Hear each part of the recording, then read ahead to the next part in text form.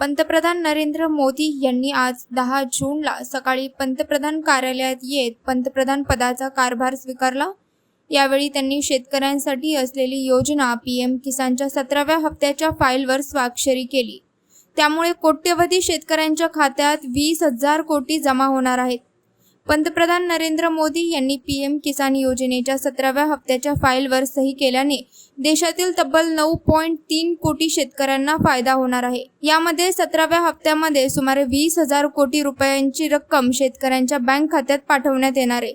त्यामुळे पीएम किसान योजनेच्या माध्यमातून 2,000 रुपयांचा हप्ता कोट्यवधी शेतकऱ्यांच्या खात्यात जमा होणार आहे। पंतप्रधान मोदींच्या या निर्णयामुळे शेतकऱ्यांना मोठा दिलासा मिळाला आहे।